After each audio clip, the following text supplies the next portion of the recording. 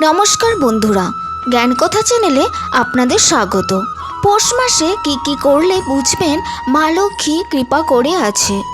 Hindu calendar হিসাবে পৌষ মাস দশম বলে পরিচিত। এই মাসে ভগবান সূর্যের সাথে বিষ্ণুর পূজা বিশেষ তাৎপর্য রয়েছে। এই মাসটি দেবী লক্ষ্মী ও বিষ্ণুর প্রিয় একটি মাস। পৌষ মাসের বিশেষ সংকেত সম্পর্কে আপনাদের জানাবো। সেগুলি যদি আপনি পেয়ে থাকেন সেগুলি সম্বন্ধে কাউকে জানাবেন না। এই সংকেতগুলি যদি আপনি পেয়ে থাকেন তাহলে আপনি বুঝবেন যে ভালো সংকেত আসতে চলেছে। বুঝবেন জীবনের অগ্রগতিতে এগিয়ে চলছে, সফলতা অবশ্যই আসবে। ধনপ্রাপ্তির যোগ যখন মানুষের জীবনে তৈরি হয় তখন পরমেশ্বর বা মা লক্ষ্মী এই সংকেতগুলো মানুষকে প্রদান করে থাকে।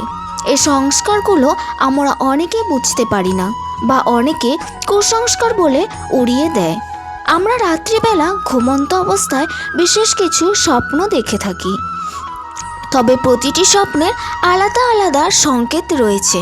বিশেষ করে ব্রহ্মা মুহূর্তের সময় 3টা থেকে 5টার মুহূর্তে, এই সময়ের মধ্যে যদি আপনারা কোনো স্বপ্ন দেখে থাকেন এবং অনুভব করে থাকেন সেই স্বপ্ন দেখে ঘুম ভেঙে যায় আর ঘড়ির দিকে চেয়ে দেখেন 4টা 5টা 3টা বাজে, তাহলে সেই স্বপ্ন কাউকে বলবেন না। পৌষ মাসে গঙ্গা স্নান করা অতি পূর্ণ। পৌষ মাসে সূর্য পূজা করা হয়। জলে সিঁদুর লাল ফুল রাখুন। পৌষ মাসে বিষ্ণুকে পূজা করা অত্যন্ত শুভ বলে মনে করা হয়। পাশাপাশি গীতা, বিষ্ণুর সহস্রনাম অবশ্যই পাঠ করুন। এই মাসে ভগবান বিষ্ণুর আশীর্বাদ পেতে লাল ও হলুদ বস্ত্র পরিধান করুন।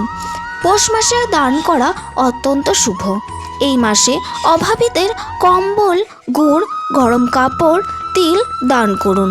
পৌষ মাসে গুড় খাওয়া শুভ বলে মনে করা হয়।